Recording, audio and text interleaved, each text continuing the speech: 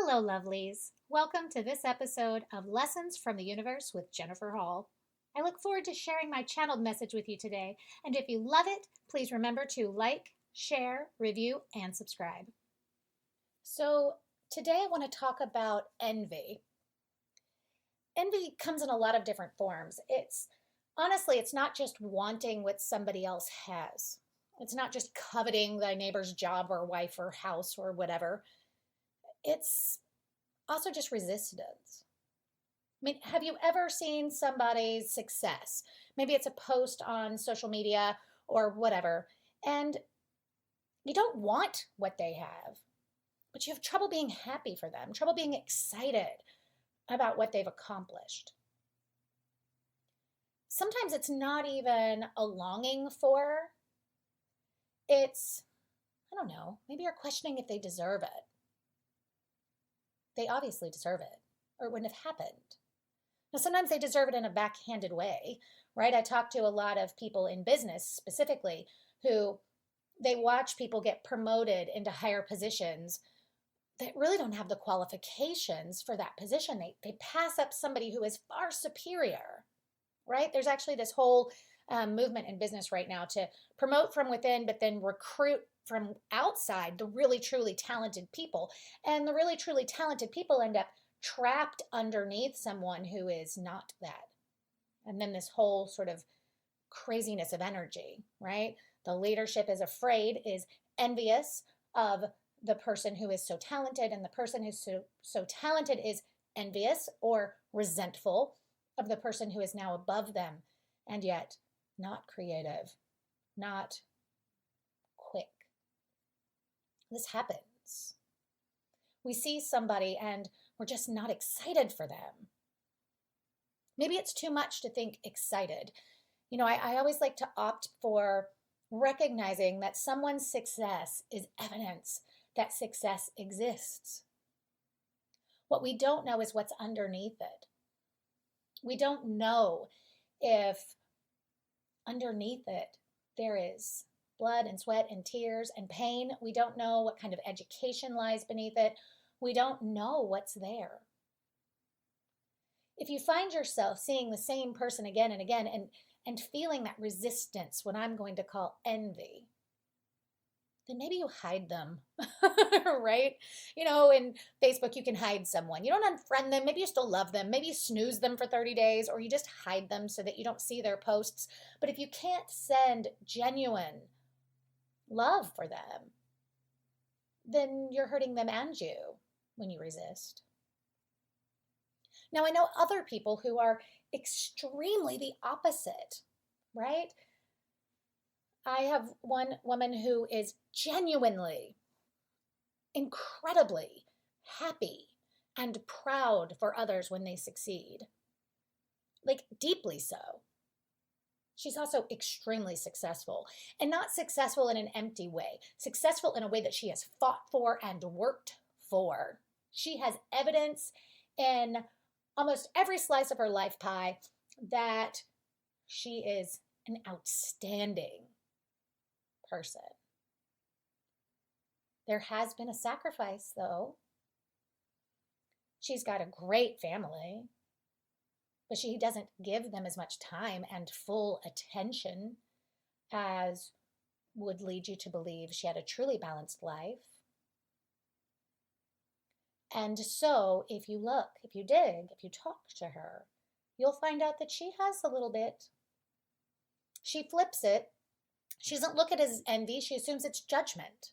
She looks at the other mothers who are more engaged, and she decides she is being judged by them. But she actually has zero evidence that that is true.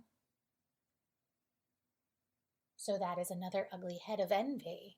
It pokes its way up through reality, when the truth is some of them probably envy her. And the real truth is none of us should envy anyone. There are secrets behind people. There are efforts we would never take. There are things, right? If you look at what someone is up to and you think, I would never do that. I can't do that. I don't know how to do that. I don't want to do that. Why can't we just be happy for them? Envy is an ugly thing, one of the 7 deadly sins, because it will make you sick. It will make you focus on what you don't have instead of what you do. It will lead your thoughts towards negativity. It will distract you from what you're trying to do with your own life.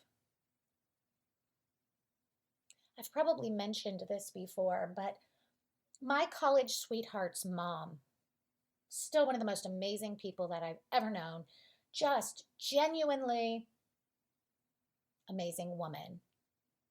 I miss her still. She gave me a poem one time, and one day I will find it, and then I will post it everywhere and blast it to the world because I kept it. But the gist of it was something maybe you've actually heard before, but it was, let me be so focused on my own growth, my own decisions, my own inner peace, that I have no time to criticize others. Now, we can replace the word criticize with lots of things. No time to envy them, no time to resent them. It's important, beloved, that we sit back and we look for that. We look for envy disguised as judgment, because that is real. Even judgment disguised as envy. Though I'm going to say you could probably pretty much exchange one for the other at any given time. So often people look for what's wrong with someone else because they are envious, because they want what they assume is their peace of mind, what they assume is their confidence. But beloved, I know every kind of person, and I can tell you for sure, just because you look at the outside of their life and it screams confidence does not mean that they are confident. In fact, often it is quite the opposite. And just because someone's life looks from the outside like a struggle does not mean that they are not confident. Because sometimes that is quite the opposite as well. We don't know what is going on within a person. It can be quite shocking when you look at someone from the outside and it is not aligned with what's going on in their inner world. A lot of clairvoyants and psychics and healers make this mistake too. In fact, I have one woman who is consistently, she goes to every every event she can and gets read by every random person that she can, and consistently they are misreading her. She looks super well put together. She's very lovely. She's always done perfectly. Hair perfect, makeup perfect, everything's perfect. This young woman is an absolute mess on the inside, and they fight themselves seeing it. Right? The things that they try to tell her. She's been told she's got entities and demons and all kinds of stuff, because when the reader is picking up on her own inner angst and her own inner fear and negative inner dialogue or whatever, they're looking at her and they're not allowing themselves to believe what they are reading. And so they're choosing something else, that it has to be something that's not of this world, not of her. But it is of her. It's no entity. It's no demon. It's her own thinking. She's her own demon. And we're working on it. And she's getting better. So if you're listening today and you're one of those intuitive people, it doesn't mean it has to be your job. Maybe it's just, you can feel it. Don't be distracted by the way somebody looks. Don't let that get in the way of what you're actually picking up on. Be gentle with people. A great time to look at this is in the work environment, because you have somebody over you who seems like you want to believe, has it all together, knows what they're doing, is focused on work and the details, but they're people. Maybe they have control issues. Maybe they're a secret alcoholic. Maybe they've got a health crisis in their family. Like, everybody has things. We have to remember everybody is people. And if somebody is acting out, what they're looking for is not attention, it's connection. And you can connect by being gentle, by being compassionate, by giving them the information that they need. If you see your leadership freaking out and micromanaging, just go out of your way to give them the information that they need. They'll calm down, right? If you see your partner or your child or your friend just in a tizzy freaking out, take a minute, quit thinking about yourself for just a second, and let's look at, what do they need? Maybe they just need the bell of mindfulness. Maybe they just need someone to put their hand on them and say, hey, how you doing today? How are your kids? How are you feeling?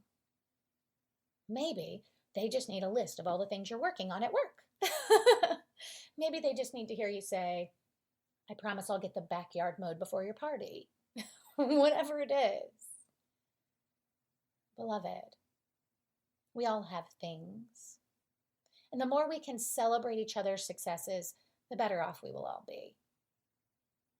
So I want you to ask yourself, when do I resist the success for others?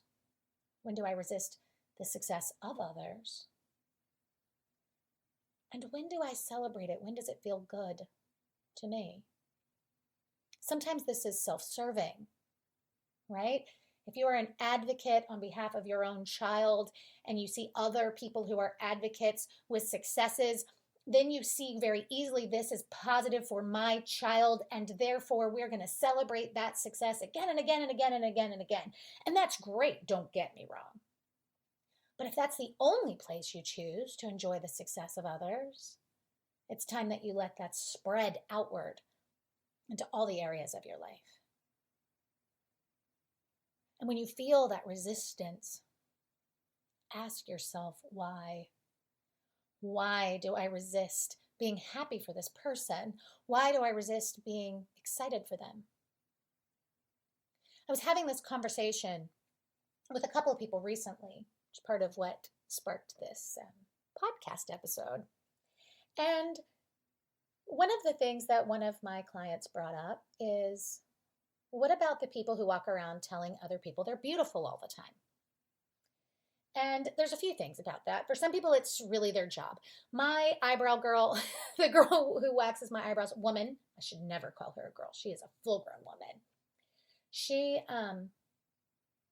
literally just spends the whole 5 minutes it takes telling me how amazing and beautiful and wonderful I am. And I always laugh at her and I say, you don't need to do that with me. And one day she did admit, I mean it, but it's part of my job.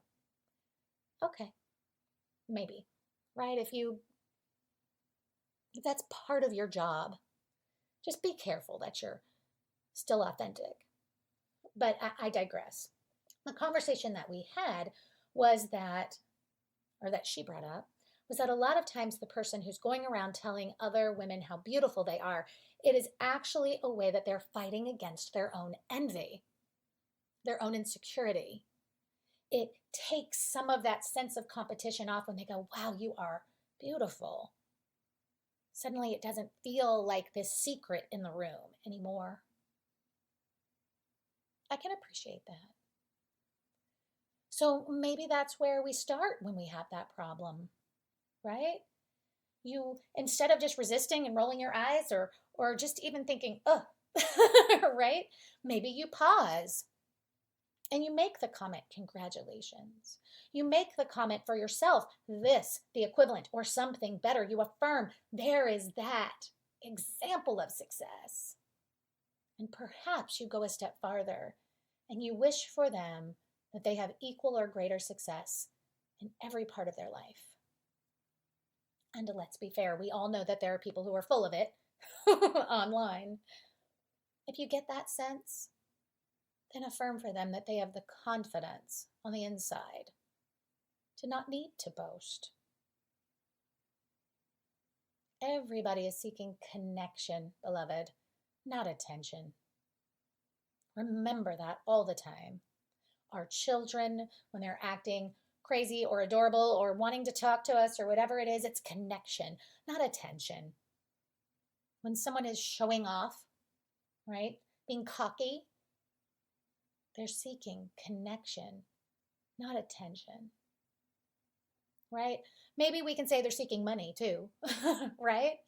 But who goes for these connection seeking things as ways of earning money if they're not seeking connection, right? We're not going to go into the world and put attention on ourselves just because we want to be that. I mean, very few people. There's the occasional narcissist, I imagine. But let's be clear, narcissism is an intense need for connection and support from other people, just gone about in the wrong way. Now, let's be clear, that doesn't mean you hang out with a narcissist who's treating you badly. Don't get me twisted. But beloved, let's make sure that we all look at envy with new eyes, within ourselves and within others. This will make us more compassionate, more happy, and more genuine. Let's let that be our goal. Let's let that be what we affirm for everyone in this planet, this universe. Let's make sure that we are all consciously and intentionally working towards this state of harmony, community, and ultimately the human family. Until next time, beloved, namaste. Hi beauties, my name is Megan, and I couldn't pass up an opportunity to share who Jennifer Hall really is with all of you. Jennifer is a gifted woman who loves to share the tips and tricks of mastering lessons from the universe through real-life experiences. When I found Jennifer about 2 years ago, I did not know what to expect. My past conditioning had me fearing psychics and avoiding them, and that was something I overcame within my first conversation with Jennifer. She has no desire to control you or make decisions for you, but she will tell you what's best for your highest good, and it's up to you to do the work or not. It's very common for people to seek out a psychic to read the future, and sure, it's human nature to want to know what we don't know, to find the certainty in life. But what you actually get through Jennifer is so much deeper than knowing with certainty. It's really about how to grow through the uncertainty and embrace the power each of us hold deep within our own sovereignty and untapped gifts. Jennifer has helped me grow through many lessons in life. Relationship lessons with my husband of 15 years, my gifted and stubborn children, career lessons that involved overcoming complacency and dealing with difficult bosses, and of course, lessons for my spiritual growth and tapping into and embodying my own authenticity. Her podcast, Lessons from the Universe, is food for the soul. It is channeled wisdom, and it is personal wisdom that she picked up as she learned and grew into who she is today.